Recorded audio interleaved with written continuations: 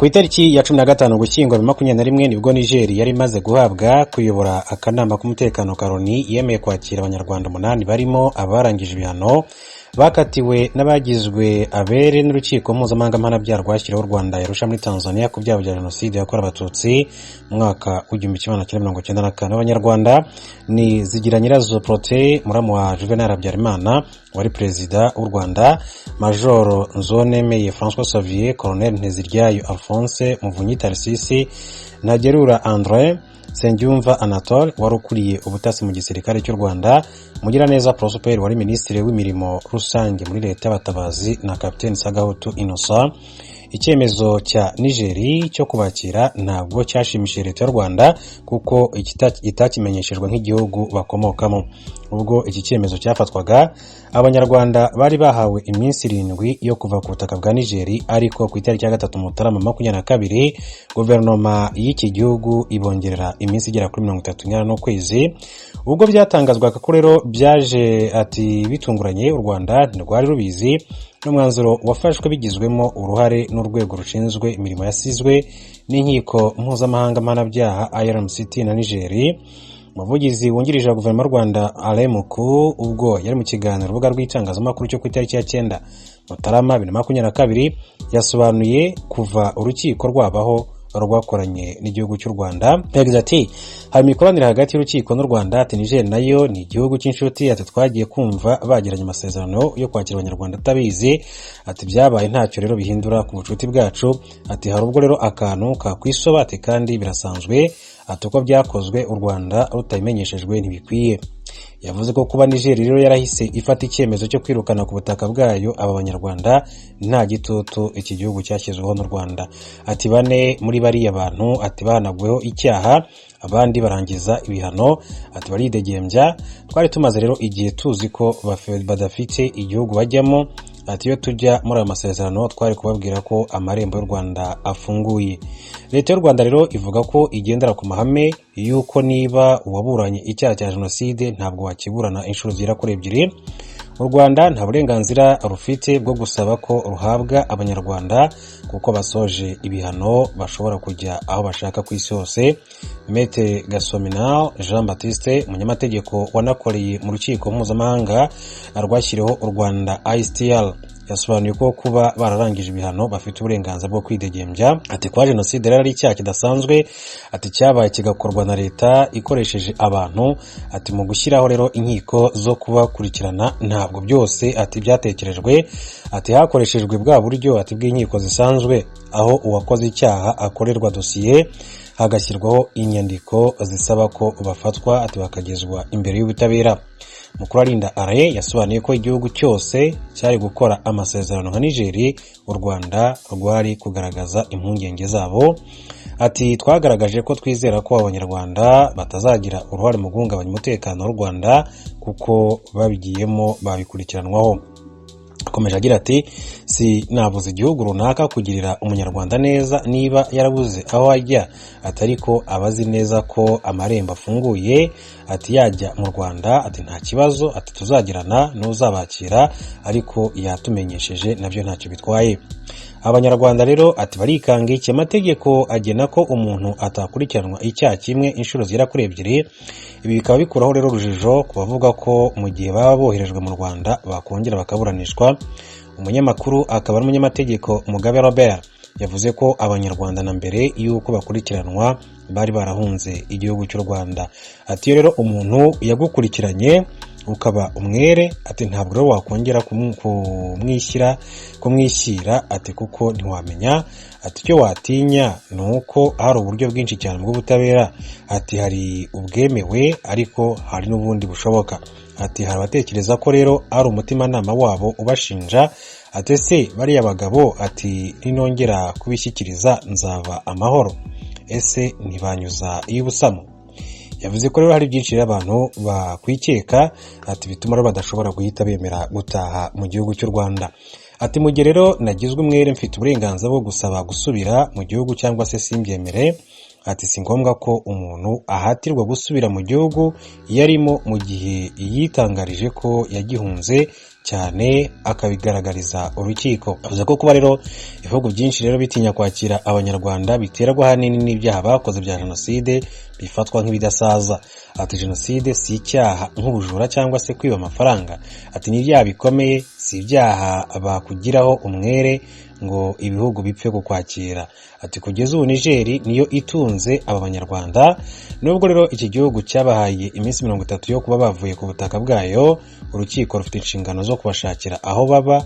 Ati hashobora no kuba muri Tanzania, ati mu Buholandi aho rufite amashami nk'uko bagiye babigarukaho. Aba rero ngo twabivuze harimo Prote Zigira Nyirazo, Mugiraneza Prosper, Lieutenant Colonel Muvunyi Tarsisi, hakabamo na Major Nzoneme François, ndetse kandi hakaba harimo Colonel Alphonse Nteziryayo, Colonel Sengiyumva Anatole, Capitaine Sagawoti Innocent na Gerard André. Nibo rero bahawe iminsi igera kuri 30 yo kuba bavuye ku butaka bw'iki gihugu cya Niger. Rwanda ubushikiranganje bw'amagara y'abantu muri Uganda butangaza ko barenga 150 bamaze kwandura virusi ya corona yo mu bwoko bwa Omicron. Ignatius Bahizi Kampala muri Uganda atubwira ibindi kuri no nkuru. Kuri ubu ubwoko bw'icyorezo cya COVID-19 buzwi nka Omicron burimo gukwirakwira mu bantu ku muvuduko wa 21% ku munsi.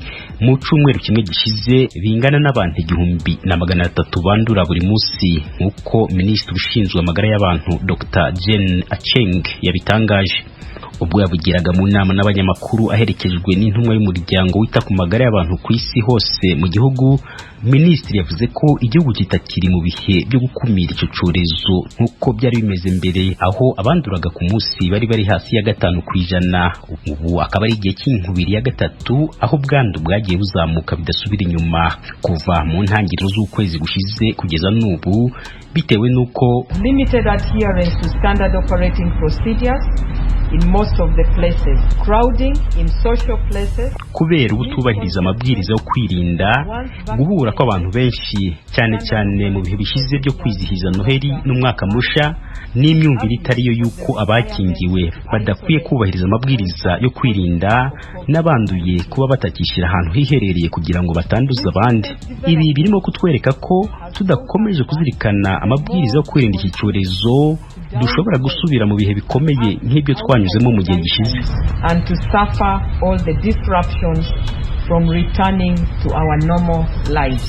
Uyu muvuduko w'icyorezo umeze nk'umuriro wo mwiki mu byatsi byumye uje mu gihe umukuru w'igihugu yaraherutse gutangaza mu ijambo rye risoza umwaka ko igihugu cyiteguye kongera gufungura ibikorwa byose mu gihugu birimo n'amashuri yose, dore ko ayibanze n'ayisumbuyeho yari amaze hafi imyaka 2 afunze kuva icyo cyorezo cyagereye muri Uganda.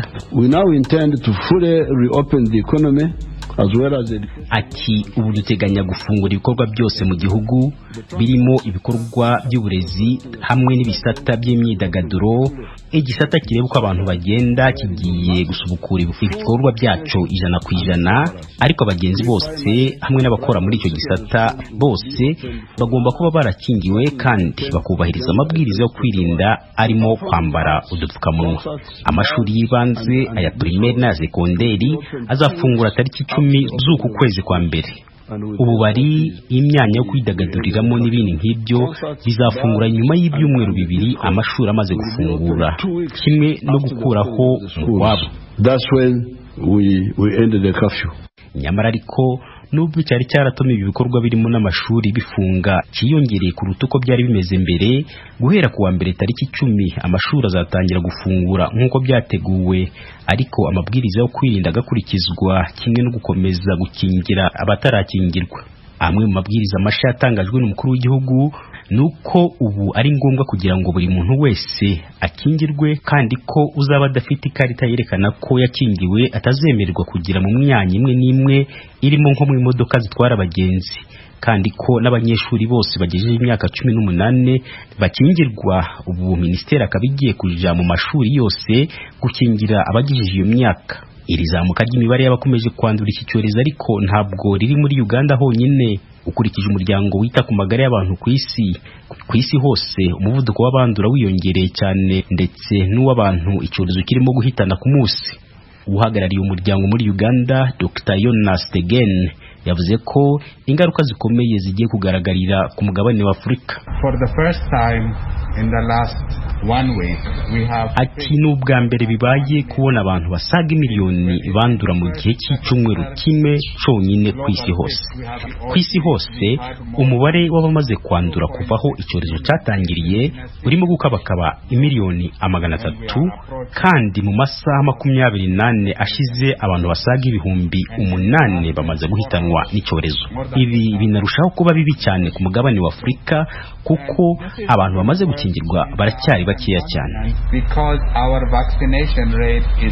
Ku bijyanye no gukingirwa iki cyorezo, Minisiteri ishinzwe amagara y'abantu muri Uganda ivuga ko abantu basaga gato miliyoni 12 aribo bamaze gufata urukingo rwa mbere ku bantu miliyoni 22 bagambiriye gukingirwa mu cyiciro cya mbere, kandi ku bamaze gukingirwa abasaga gato miliyoni 4,600 nibo bamaze gufata inkingo zose.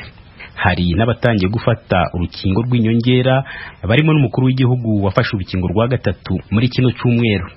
Ignatius Bahizi, Ijwi rya Amerika, Uganda. Ignatius Bahizi, urakoze. Tukivuga ivya virusi ya corona mu Rwanda, abakora ubucuruzi bw'amazu araramwe abantu, amahoteli n'amazu afungurirwamwo bavuga ko uburyo leta yahagurukiye guhana abatubahiriza amabwiriza ya COVID-19 bishobora kuzobatera igihombo.